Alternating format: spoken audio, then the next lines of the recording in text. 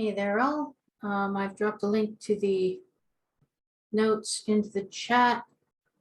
I do not know whether we have an official agenda or anything like that going on for today. Or I know Krob is on a boat.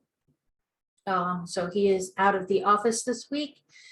I can't recall whether he asked someone else to lead this meeting in his stead, and there is currently not a co-chair of this group.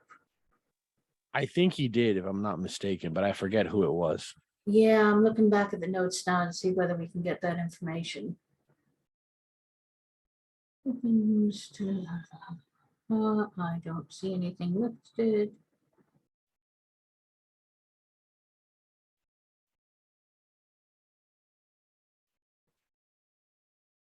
Hey, morning, Madison. Do you remember whom Crow tapped to lead this call in his stead? No, I do not. Neither do I, and it's not in the notes from last call. Yep, that is exactly where I was going to look for that.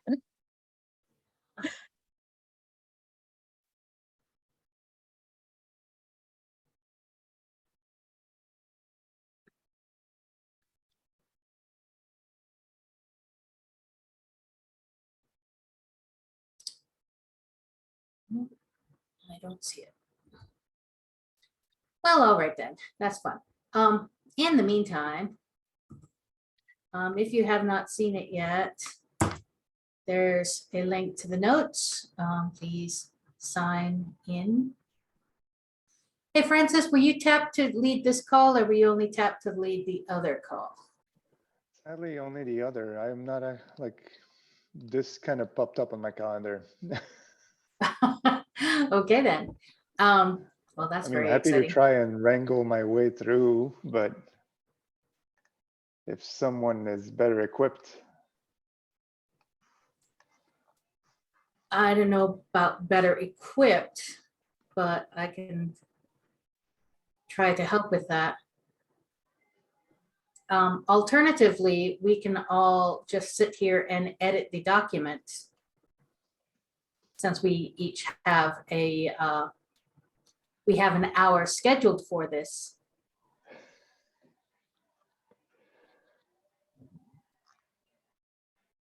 Madison, you've been doing a lot of work on the document. What do you think? Yeah, that would definitely be helpful if we can do that. It looks like there's a section on here for outstanding areas to address. So I assume that's within the document itself. So that's work that still needs to be done, right? That's my guess. I suspect that Crow put this agenda together before he left. Yeah, fair. Cool. Yeah, well, in that case, let us just sort of get going here. Let me open up I guess I just accidentally took over the call. Apologies to everyone in advance for me not being prepared, and for me still being kind of bleary from a 6 a.m. call. Now I'm about to drop yet another link into the chat. This one is to our work in progress, the document we are working on right now, which is our vulnerability disclosure guide for finders. There we go. So Crow has very helpfully, first of all, hi, is there anyone new here? Would anyone like to introduce themselves?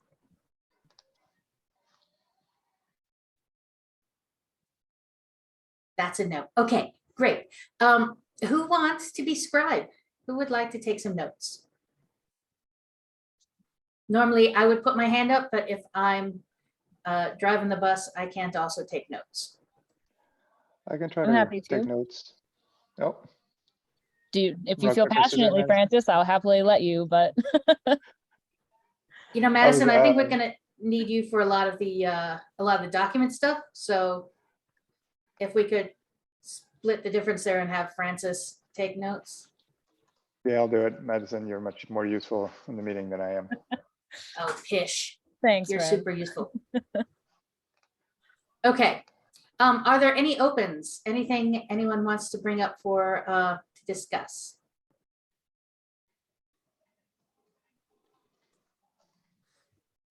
Okay, yes, intentionally left blank. Well done. All right, in that case, let me see whether I can share a screen. Which screen? That's the question. There you go. Share. All right, y'all should be able to see that now. And let me bump up the size. Be huge. And close the sidebar. Close the sidebar. There we go. All right. So here we have our fabulous document that we're working on. The first thing on the list to work on is a glossary of term definitions. Now, this is currently down at the bottom. And I closed the sidebar, which would make this easy. Hang on. Darn me. All right. So we do have a glossary here. I went through the document this week, one of these days, and I found a bunch of jargon and acronyms, and I just put them in a file, threw them through sort-u, and then plopped them here with a cut and paste. These are all things that are present currently in the document. So these all exist somewhere in this document. We need people who would like to start defining these. Would anyone like to raise a hand to start helping out? I'm happy to do that because I love the idea of a glossary, and I think this would be really helpful to have. Should it exist in this document, or should the glossary be its own standalone document, maybe on the repo? Because I imagine a lot of these terms were maybe in the prior document that we used and might be in future documents. So I wonder if it would be helpful for the glossary to live outside of this so it can be used more broadly across all of the things that we are making. I'm a huge +1 on refactoring this out into its own document. Do you think it makes sense to start working on it here, flesh it out, and then split it out? And I then love once that. it's ready, okay. Yeah. I also think I'll- there are some other documents that have glossaries too. So maybe like we could just start putting them all together, because I think there's a few more than a few of these that are kind of already covered in some other documents. Yeah. Yeah, I agree with Randall. I'll go as like farther than that, and I'll actually have like maybe a site, a dedicated section on our website that has like the common glossary for most of the stuff we deal with in OpenSSF. Yes, I That would actually agree. be a great idea, the site, I think. I think that's a great idea for, and perhaps we can, once we get this kind of started, maybe it makes sense to hand this to the education working group. Yep. That's a good Um, idea. File may ask.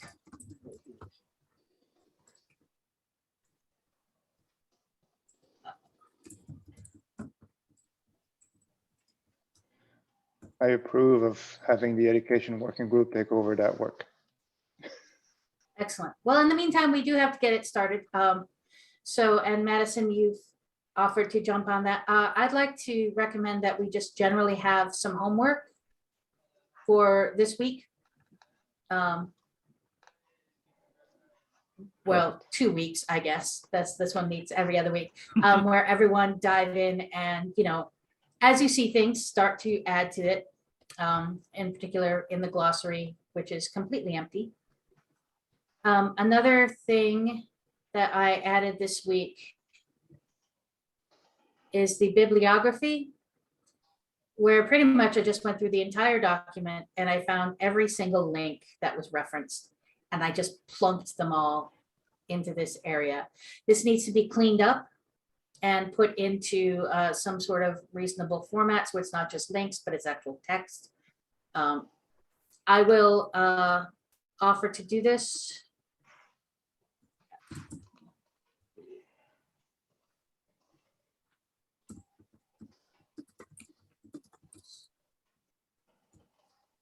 Before the next call,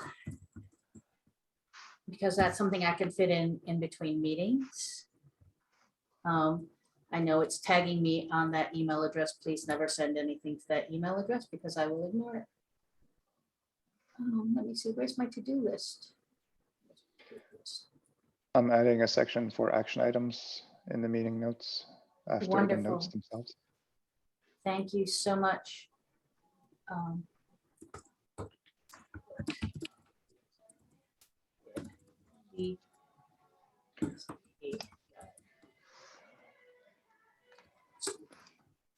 There we go. Vicky, little Yes, sir. just a little note on presenting. If you double click on the space in between the two pages in the Google Docs, they will stitch them. Will it? Aha. Is that Magic. what I just did? Okay. That is magic. Gosh, it's a shame they don't make this sort of functionality, you know, easy to find. It's because humans used to print these things, so we have to present it as a printed page. Well, some of us still print these things from time to time.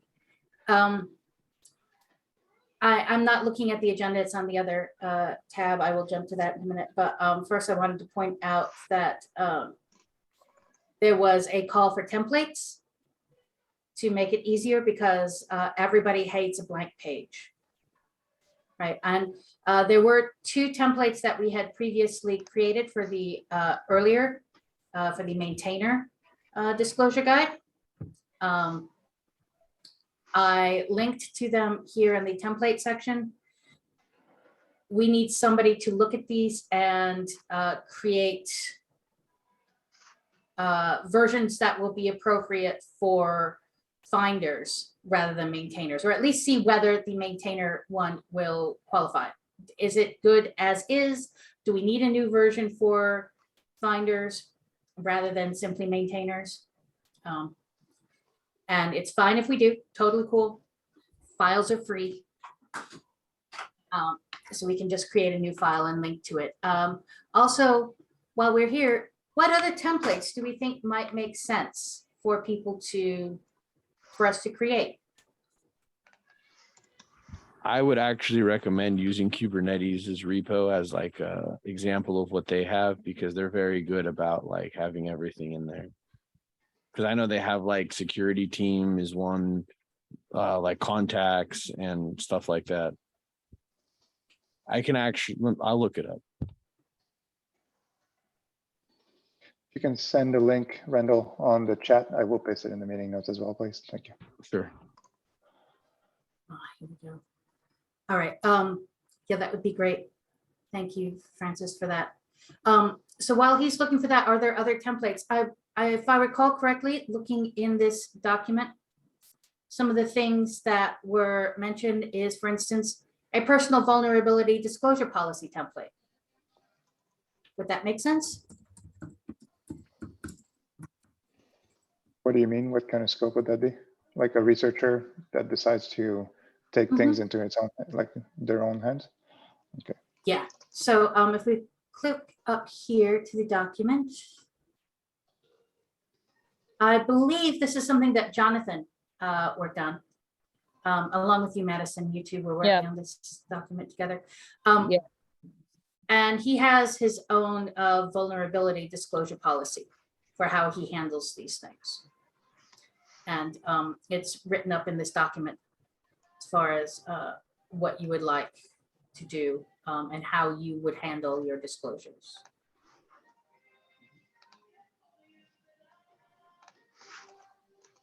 Do we think that might be helpful as a template? Or would it complicate things too much? At least an example of here's what a personal disclosure policy would look like. I think it would be helpful. I think in some communities, like the JavaScript community, I think that there's a lot of people that like to move very fast, like away from the maintainer. So I think that would actually be helpful. Okay. My one fear about this is if we end up having somewhat of a very complicated even guide to browse, if you want to handle like CVD, like I think it makes sense to have like something for personal disclosures, but like this guide is already 14 pages long, right? If I was to embark and do this like by myself, I would probably not even read past the first 2 pages. It's a lot of word. That's a very good point, Francis. Do we need essentially a TLDR or executive summary version at the top? I think that would be a very good idea. I think we need a one-pager version of all of these guides we do. In my experience, it's actually kind of interesting because you kind of find both people. You find like I have a friend of mine who sends a lot of this to Vercel, and they want, like, his bosses want an executive summary, but then like on the other side, you have other projects like Astro with Fred, who used to work at Google, who wants to know all of this stuff and will try to read all 14 pages. So I think you have like both, you have people on both like sides of the aisle. Yeah, and that's why I think it might be helpful to have that sort of thing so we can make it as accessible as possible to as many people as possible. I love the idea of a one-pager, Francis. So converting this into a one-pager and then linking back to it for more information would be a great future task for this group, I think. I think it makes sense as well. We already have another one-pager in the works, but just lining them up. It's never a dull moment here in the vulnerability disclosure working group. Something else that we had talked about that maybe we could do, sort of the way that I've been thinking about this too, is laying out all of the options available for a reporter, and maybe we can even give some more feedback in like levels of maturity. Like I wouldn't expect a brand new reporter to go out and make their own personal vulnerability disclosure policy themselves, but if they're actively reporting this repeatedly, that might be helpful for them. So maybe if we like organize the information into not really maturity levels, because I don't think it needs to be like that that defined, but that could be helpful. So if you're a newer reporter, you're really just looking at like the high level, most basics. And something else that we had talked about before that we haven't yet done either is we can explicitly call out in various sections like, this is what the OpenSSF recommends you do. So also those that are new and looking for like the TLDR will really just look at those like snippets. We did Which write could- down the options for disclosures in the doc, just below the personal vulnerability disclosure section. If Vicky, if you want to scroll down to that. Madison, this may not answer your full question, but I think it starts to address it. So, disclosure options. There you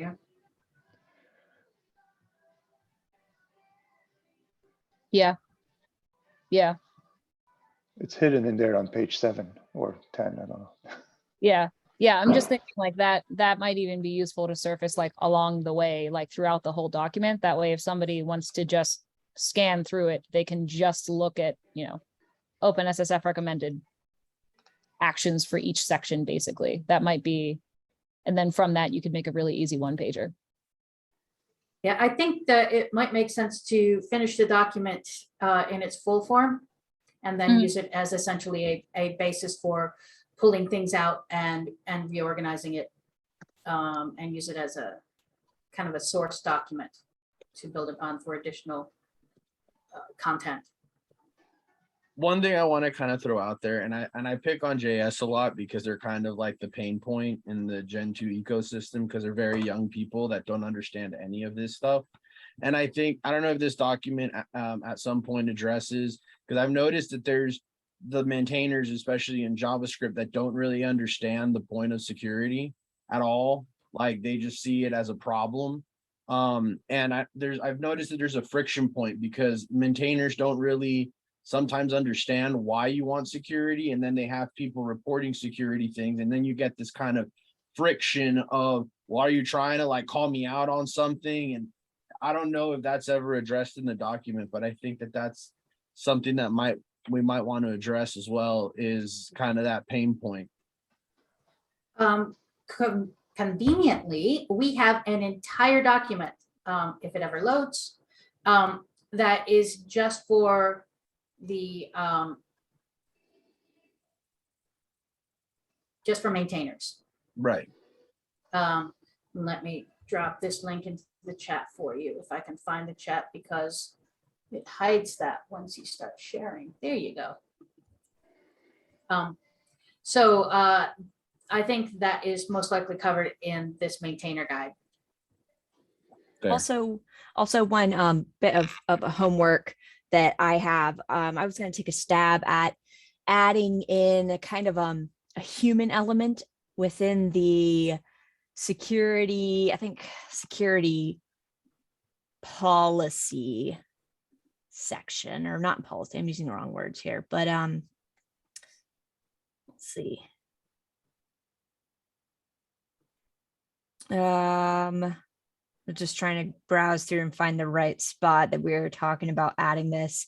Basically, a human element of understanding that, you know, when you submit to talking to the researcher, when you're submitting a vulnerability to an open source project, you know, you're typically working with you know, engineers and volunteers, and it's maybe much less that business side you might get when you're working with a commercial organization submitting vulnerabilities. So just kind of insert a little bit of the human elements of, look, have patience, they're volunteers, their schedules are different, it might not, you know, work out exactly as you're expecting, timeline wise, and the same as referencing the maintainer doc, saying, look, and it's the same for the maintainers, they're recognizing that they're working with security researchers, and, you know, there's human elements for all of this. And I think, I forget exactly where it was, I think it's certainly where the section was. I was going to try to work on that. Oh yeah, security policy, understanding how the project handles vulnerabilities, trying to submit it somewhere in there, but it certainly could float, because I think it's important to add that in no matter what. Wherever it goes, I think that's an important part to add in. Like, who is it you're going to be dealing with, and step into their shoes for a minute to try and understand where things might get complicated. Yeah, it probably makes sense. There's a section near the top which is covering, I'm showing it on the screen here right now, who is an open source maintainer, what are their motivations, and then set a quick section right there, because this is right at the top of the document, and it really helps to set the mindset and set the expectations right up front. Yeah. Right? You're not working with a corporation, these are individuals, so don't be a big jerk face. Yeah, exactly. But, okay, yeah, Hey, I like Kyla. that. I like that section. Like putting it Kyla, there. I'm adding an action item under your name, Kyla, for this, Okay. for the next meeting. Is that correct? Is that Yes, okay? please. Yes, please.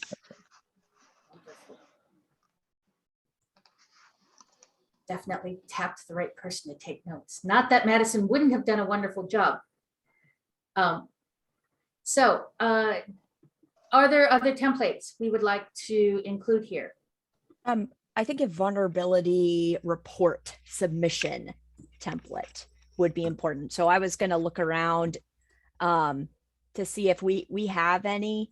I know we do. Like, I know I could get one. Also, if anyone else has any that are, I mean, do we have one in the maintainer guide?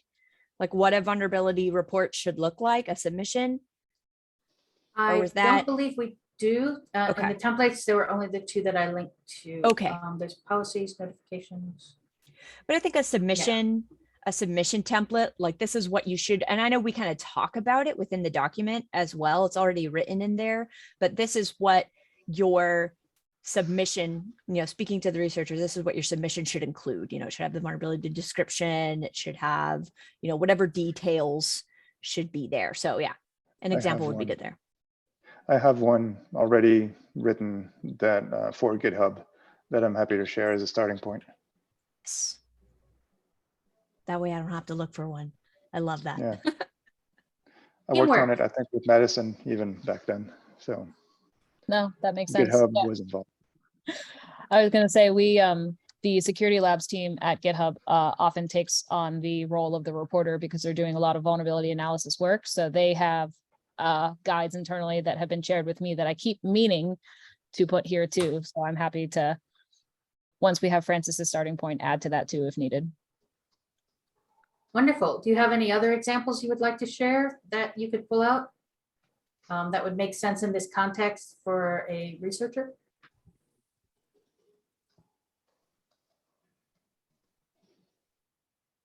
I think that covers all of them. At least a high level. That's all I can think of right now. Okay. Does anyone else know of any other templates or examples we might want to include? Obviously, this is a work in progress, but Do we want to provide, I don't know if it's in there, but I'll disclosure. Yeah. I was gonna say like communication related stuff, like we want to categorize them. Like how do we see, like, do we see this being like 4 or 5 templates or 400? no, not 400.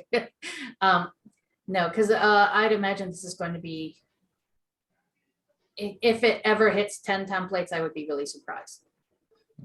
If you look at the maintainer guide, their templates, there's only, I think, a max of like 5 or so, and these 3 have almost exactly the same content inside of them. I'm not even going to click through because they're all the same. Actually, I will click through on one because they're all the same. So yeah, I'd expect we're not going to get that many. But the ones that we will have will be informative. Going for quality, not quantity. All right. Explanation on vulnerability identities, page 4. I can click the right tab. Let me see. Vulnerability identities. Look at that. All right. So July 13th, reach out to OSV, talk about IDs in general and about how we've chosen CVE OSV. I don't know what that means.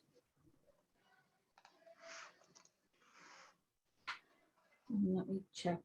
Oh, yeah. Okay. So we were talking about specific vulnerability identifiers, and in this, we're going to recommend and say that folks should get a CVE ID.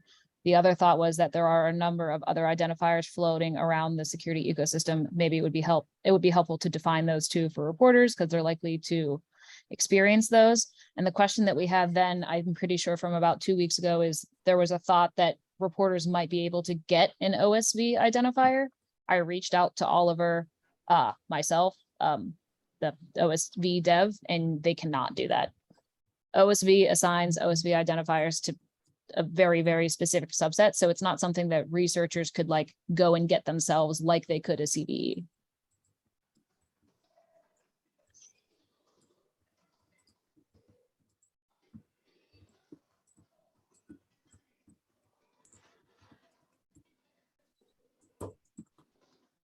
CVE, not CVS.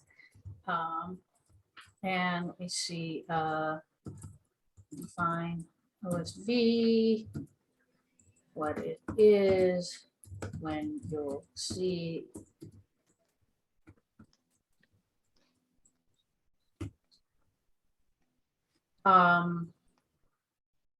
Looks like OSV and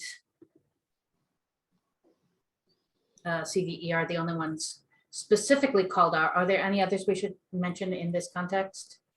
The per product scoped ones. Right.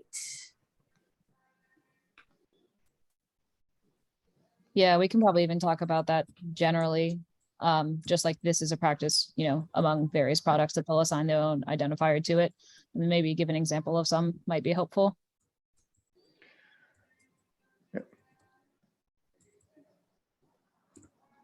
Yeah, and I think part of the conversation was also just that education for researchers that in some cases, you might work with a project that isn't going to want to use maybe any of the above, and just that awareness that all you might get is a security advisory or a GHSA or something, and that might just be it. There might not be anything on top of that. Is there a volunteer in the room to flesh that section out?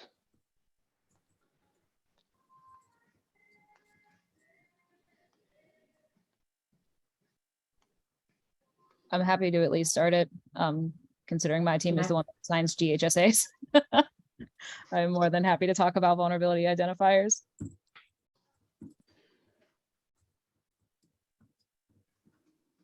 Thank you. Wonderful. Thank you, Madison. All right. I think we've got that one covered.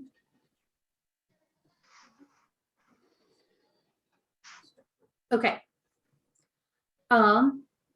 Explanation of how dev works, of how open source dev works and flows, and talk about scheduling backlog. That would be, I'm guessing, who is an open source maintainer? Put it under here.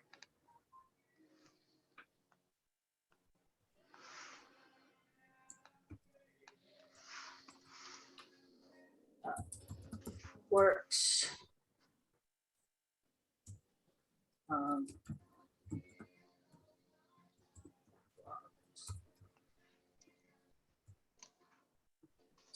Two. Nope, this is a 3. Okay. This is something I'm eminently qualified to work on.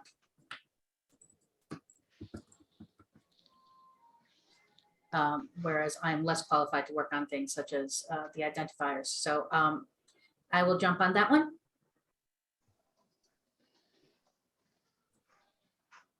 Thank you. So, oh, you already struck that out. Wonderful. Explanation of differences between pure upstream and commercially backed projects. I'm going to cut and paste this and add it to the section I'm going to discuss here. So I believe it makes sense there. And conveniently, I'm working on that sort of stuff, that chapter in my book right now. Not that I can lift the exact text because my editor would not be happy. I was also but thinking, Vicky, I Yes. had a comment in that section. I think it's who are OSS maintainers or one of those ones. So right in that area where if within this whole explain the difference between those two types of open source you might interact with.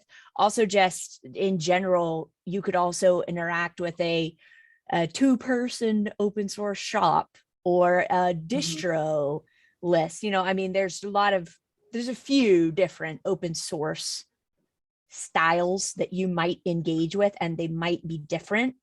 And so I think that was also, I think that could easily fit within there. Just open source, it has a lot of different facets, and this is what you might see. Just so that a researcher isn't expecting the same engagement or the same process, you know, if with every open source project they might report to. And those processes, different processes, no processes, documented processes. Have fun. Okay. Disclosure options table.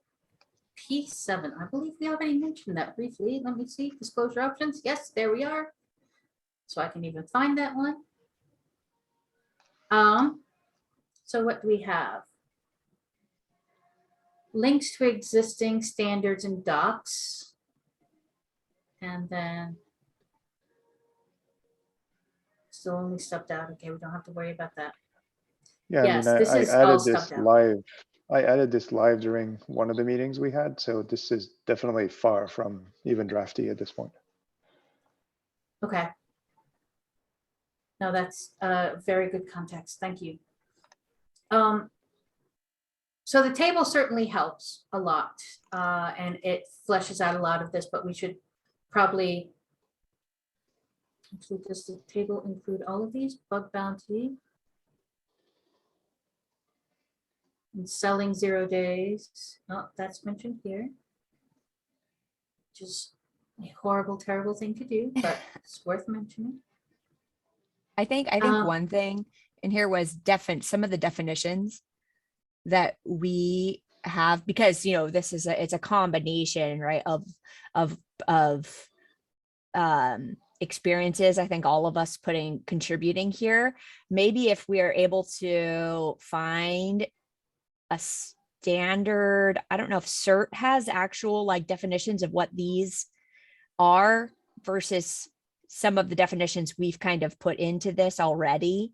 Because Crystal and I were looking through some of these and we were like, well, full disclosure in our day-to-day experience, full disclosure just means disclosing the entirety of the report, not necessarily what we have full disclosure defined as, for as far as like, doing that as a last resort. So I think if we are able, if there is a definition base out there, kind of, I guess, goes back to our glossary stuff, right?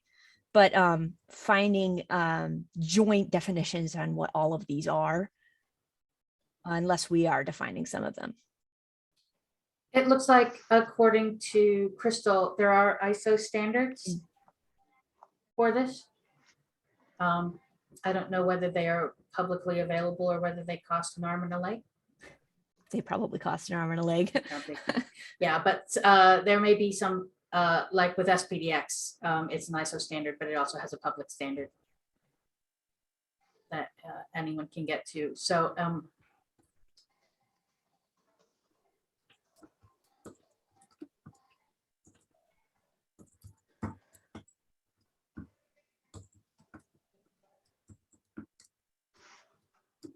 Ayla, is that something you'd be interested in looking into as an action item for the next meeting? Yeah, I could definitely take a look at some of the references. I'm not sure. I'm not sure I want to be the ones writing definitions for these. I like that they're already there.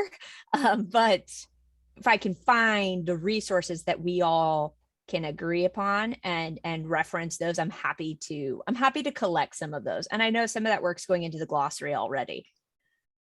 So yes, I'm happy to be tagged there. excellent. I just put in a comment there linking to CERT's definitions for full disclosure, private disclosure, limited disclosure, Thank you. or later. And those are open. Thank you, Madison. Don't want to direct people to things that are going to cost them an arm and a leg. Troubleshooting common challenges section, page 10 and following. Click on the right thing. Ta-da! Here we go. Review for this section. All right. Rework in new contexts. I don't know what that means, but the comment is back from March 18th. So it looks like this may have been cut and paste from another document. Yeah, I think it's from the maintainer guide. Okay.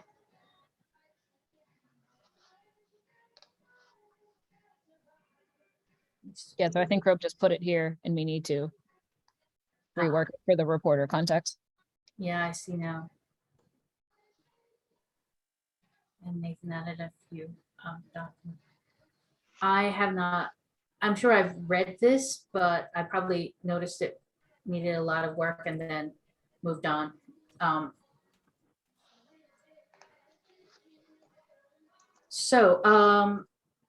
Does anybody have any, or would somebody like to volunteer to take a first pass through this to at least move it up into the finder context and away from the maintainer context?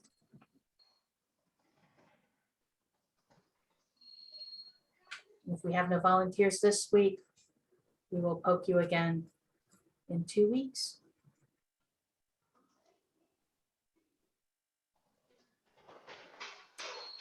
Looks like we might be punting on this one for now. I don't feel qualified to do this accurately. Oh, yes, go ahead, Madison. Yeah, one thing that I just thought of, because you just said 2 weeks. I myself am not traveling to DEF CON or Black Hat, but I imagine many people in this group may be.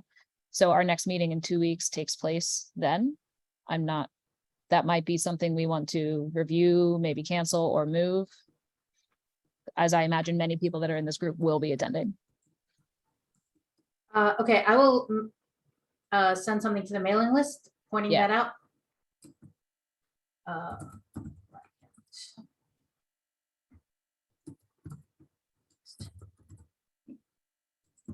so, I'm also thinking through this section here because a lot of it is coming from the, and I doubt we're going to be able to answer this on the spot here, but some of these sections might not even apply and might not even, rank high enough as we're prioritizing what we want to include and what might be a little extra. How do we vote on that? so How do we apply, vote? what do you, I mean, like this first section, for example, we're not sure if this is a security issue. Is it more beneficial for us to be looking at this saying, okay, flip it around in researchers' language? Would we even want to write something like that in the researcher guide? Like, you'd have to reframe it for the researcher, and then we have to assess if we even want to keep it in the guide. Do we have a process maybe of assessing this first off and saying, what do we want to keep in here, and then rewrite it for the researcher's perspective? I don't think we officially have a process, although I certainly applaud the optimism of asking whether we do. I think probably the best way to approach it at this point is if someone would like to volunteer, Kayla, to take a first pass at this, maybe doing it in suggest mode first, or maybe going through and like if there's something you think doesn't belong, because you're right, if you're a researcher, you probably have a pretty good sense of whether this is a security issue or not, and then just strike all that out.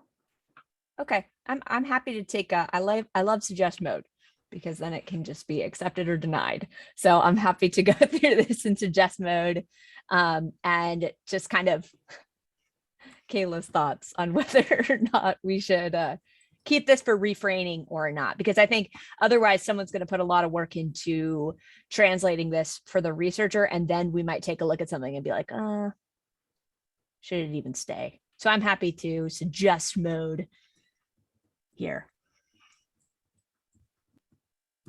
Perfect. Thank you so much for that. Excellent. Crow is going to be so proud of us.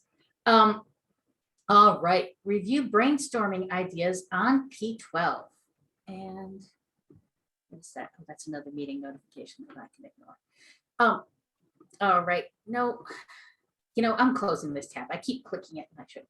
All right, P12. I'm sorry, what was the subject? Brainstorming ideas on P12. Oh, maybe it's not labeled appropriately. Aha. Come on, do the thing.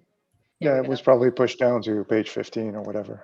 Yeah, well, now I'm gonna add that so it's easy to jump to. Okay, how to get a CVE ID.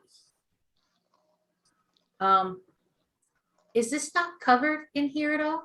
Because I know we do have get a CVE number here. I suspect. Oh, here we go. Review this list to ensure we've addressed it in the body above. This one, I believe we have addressed because we do discuss how to get a CVE number. So this, I will go to suggest mode and I will do that. What is open source? Explainer TLDR. We are working on this one.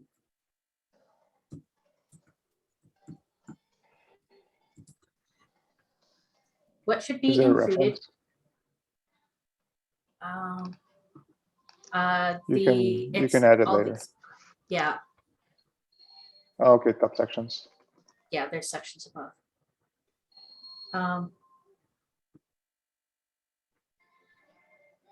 What should be included in a bug report? Template example, systems affected, discussion on.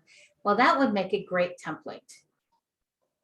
Or at least an example. Let's move out of suggest mode. Straight up. Yeah, that's editing. one of the action items I have.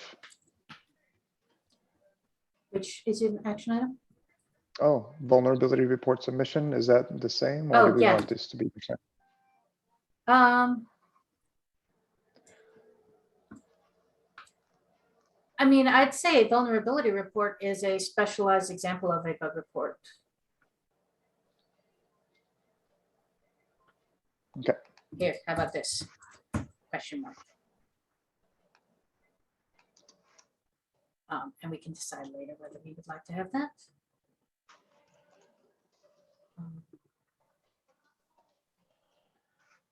Let me see, template example, systems affected, discussion on when to release exploits, if ever.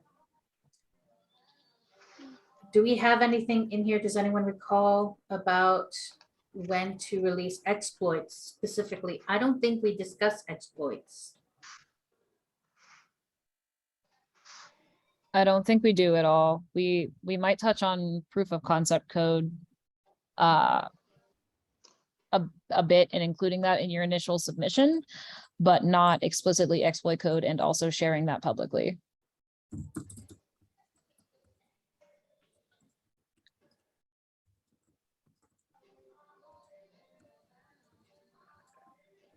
It's in, I it think is project in, zero. Yeah. oh yeah, So sorry. go ahead, Kyla. Well, it is a little bit referenced. I think we could take a look and let's see if it's enough or not. Like on page 5, there's some suggested text that says, you know, or example exploit, include it after you've established a secure channel. So we have some stuff, but I don't think it has its own section. But correct me if I'm wrong there.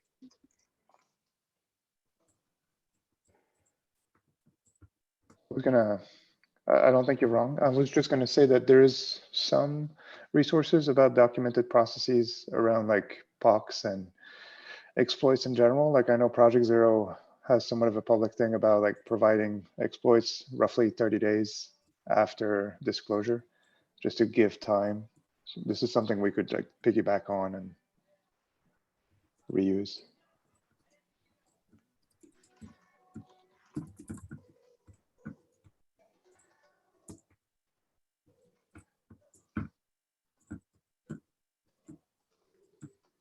Well, that's good to know. This is okay. Write disclosure for the public so you don't have to do it twice. This sounds very Jonathan. I vaguely recall he mentioned this somewhere along here. Disclosure options. And then we have our table. Getting a CVE number. Sure everyone understands what and how things will be disclosed. It doesn't look like this is specifically covered in that section. So how about I move it up to the disclosure section and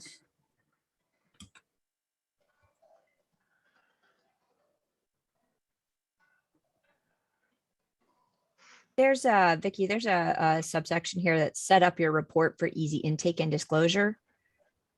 And it has like in the suggestion, there's a suggestion there and it's specifically, yep, right here, write your initial disclosure for public consumption. aha, you're This might be it, yeah. correct. This is exactly what we needed. Forget, how about?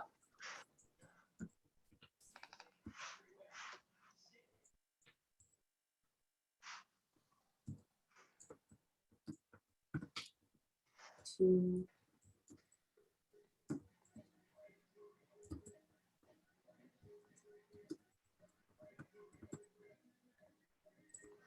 we go.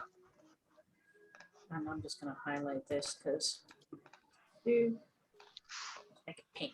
Pink sounds lovely today. Okay, brainstorming us. How are we doing on time? We have 8 minutes.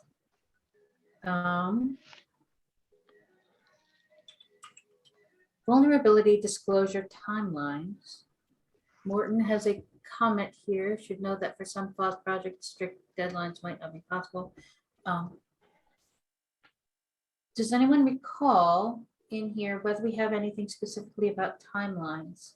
I know that up in the open source section here, we will have some sections about what it's like to interact with open source maintainers and setting up expectations there. But specifically about timelines, I'm not sure we have anything there yet. We just like at a very high level say in having your own personal vulnerability disclosure policy, part of that is picking your own timeline. So we don't give a recommendation for numbers in there by any means or specific dates, but just that's referenced in there, but it's clearly not done. I imagine that's why. And I feel like the talk of embargoes has popped up a lot, which kind of goes along timelines, I feel like. And I know it's in a lot of comments, but I don't think it's actually made it into its own section yet.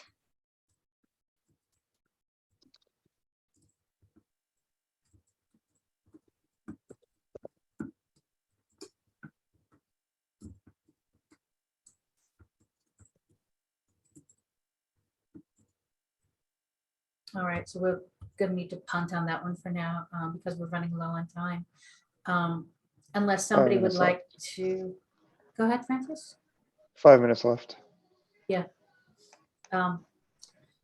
Dependency vulnerabilities, what needs to be done to coordinate? So if you you as a researcher find a bug in something that is a dependency of stuff, is that something that you as a researcher need to coordinate at all? That's how I'm reading this. Doesn't look like I'm pretty sure we haven't discussed this at all in the document.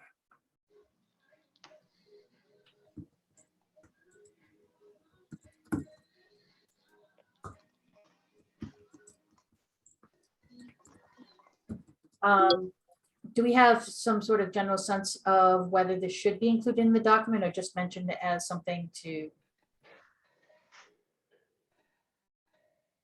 I think it's kind of the keep white in mind? elephant in most vulnerabilities room. Yeah. We should mention it, even if we say that we don't have an opinion about it.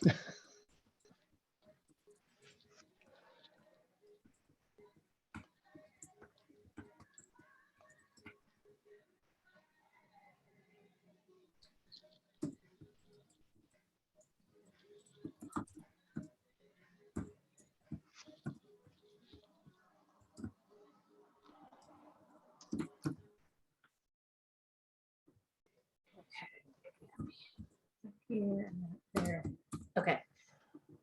And then the last one, differences from BB and VDP pitfalls of unintentionally agreeing to a non-disclosure agreement. This also has Jonathan written all over it. This Looks section, like- yeah. we can go ahead. And this was actually one of the last, I think the last item to discuss on specifically for this as well. We can erase the vulnerability disclosure policy content all the way through the end of the I can do it. I'm happy to erase it. But that was the section that Crystal and I worked on, and we I took all of that and crunched it into a format that would fit above. So you took all of these things? Yep. Like all that? Okay. And you'll just clean that up? Yep, I'm happy to do that. I'm happy to erase things, clean this up. Yes. I love it. Okay. Well, looking at our notes, it looks like we've gotten through the agenda as such, and we have lots of to-do items out there, lots of homework. And I believe oh goodness, look at all these notes. Rock star. So we've got a lot of action items for people. If you don't have action items, feel free to dive in and help on the document anyway. I also will email the group, here we go, in 2 weeks to see whether we will be meeting because of DEF CON and the like, and huge props to Madison for pointing that out. All right, anything else? Okay. Excellent call today, everyone. Thank you so much for being here. Thank you for all your help, and thank you, Francis, for the wonderful notes. Okay, thanks all. I will talk to you online. Thank you. Bye.